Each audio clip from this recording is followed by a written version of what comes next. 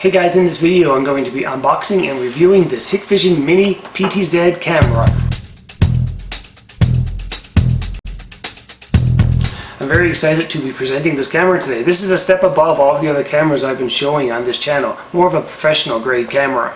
It's a PTZ camera, which means pan, tilt and zoom, meaning you can mechanically move the camera back and forth, up and down, and zoom in and out. This is an outdoor camera and it costs roughly $150 American, almost 200 Canadian.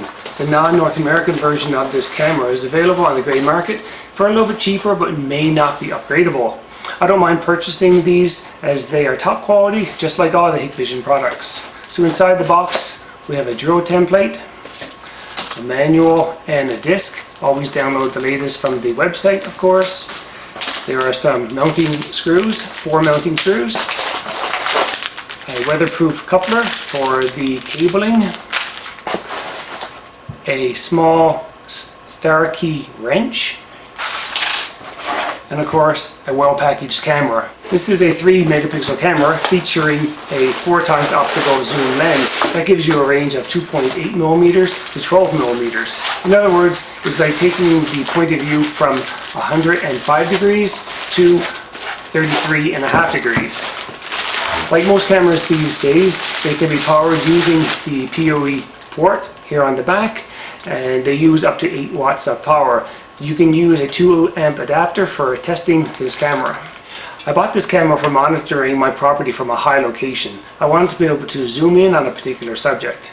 You'll notice that there are no IR lights on this camera for night vision. IR lights would have no effect at that range anyways. The camera does see IR light, but you'll need to use an illuminator such as this if you need to have extra lighting at night. I did look into purchasing the auto tracking cameras that follow motions such as cars and people, but the price is a little out of my budget right now. So having a quick look at the camera, you'll notice also on the back that the mounting setup is a little bit different. There's a mounting plate that secures the camera to the wall with 4 screws, and then to the camera with 3 screws. A small star screw on the side is what keeps the plate locked to the camera. To remove the plate, simply loosen the screw and then rotate the plate. It can be mounted to a wall using these 4 holes right here. I like this feature because there is no need to open the camera, exposing the lens and the insides to dust and the elements. I also like how heavy the camera is. The metal casing is very durable and it feels like it's made out of high quality metal. The lens is very large, and hopefully that means good visibility at night, since the specs say that the camera has a 1.6 to a 2.7 aperture.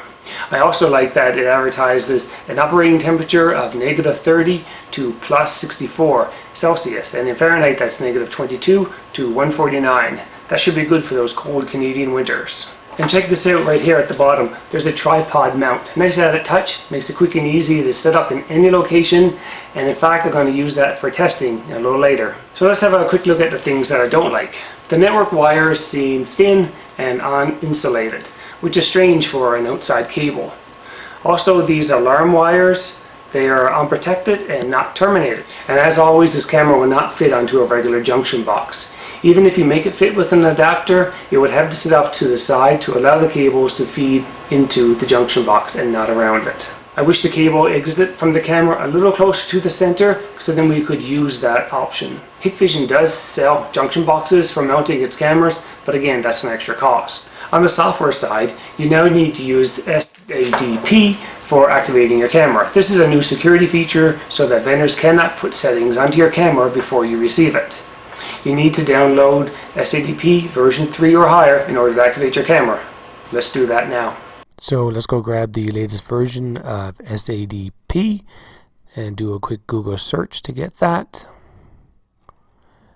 Alright, select the first one there because it has SADP in it, and scroll partway down and you'll see the latest version on the HIKVISION site.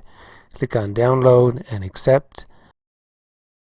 While the application is downloading, I'm going to go ahead and plug my camera into my network so that when I do run SADP, it shows up. So once the camera is plugged in, if you wait about 45 seconds, the camera will then start to move and initialize itself. The motor and gears make a little bit of a hum, but it sounds like nice quality, which is nice to hear. So I'm going to right click on this install file and run as administrator, which I normally do for all of my installs. And then I'm going to go through the wizard and accept all defaults. So let's just speed this up. When the application opens here, it does a quick inventory of all the cameras on the system, and right away you can see one that's in red marked as inactive. If you select that and then open the slider on the side, it tells you that this device is not yet activated. Create a new password and confirm it, and click activate, and you should be good to go.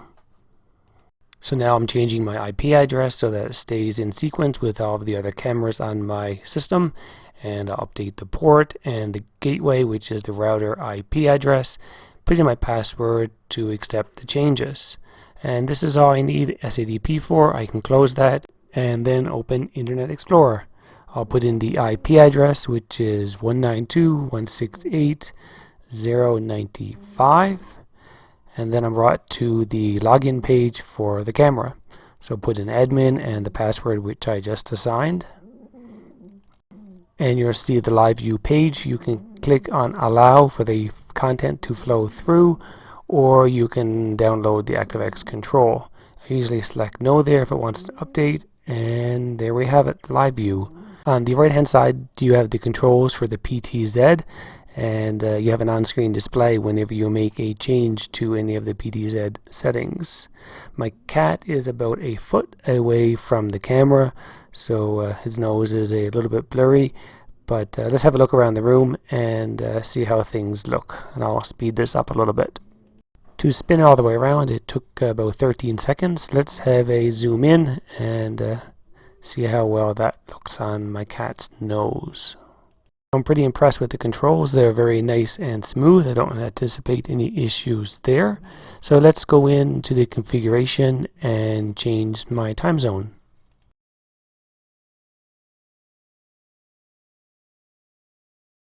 I also like to have the time updated automatically, so let's do a quick test out to the internet to make sure we have connectivity, and yes we do, and we'll go ahead and save those settings. And next we're going to try to get that image flipped over, so go to the image section, and then I think it's under the image enhancement. No, maybe not. Let's have a look underneath the video enhancement. Yes, there it is, and then switch it to center, and there you go, it saves automatically. The image is now right side up.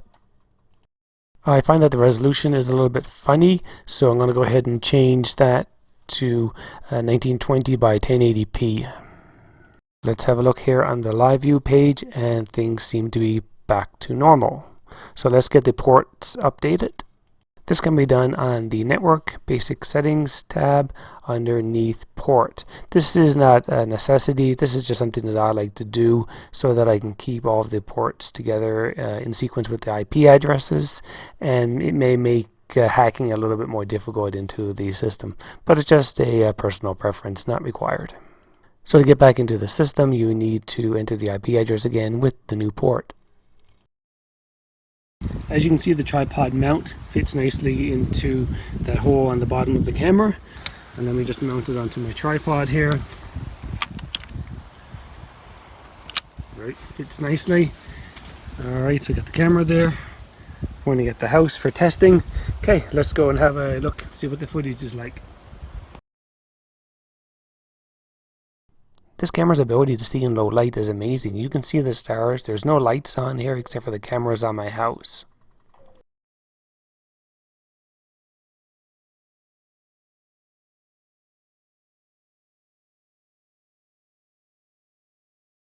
Here's another example of how well this camera can zoom in on a certain area. And let me go outside and wave. Let me swing the camera around a little farther. You can see the camera base when the camera is zoomed out and the tilt is low, but when zoomed in, the base is no longer in the shot. This is why you can sometimes see the base. It's by design.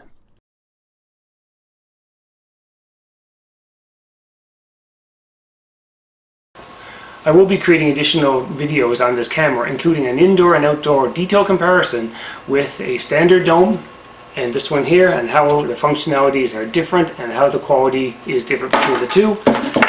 and also using an IR illuminator.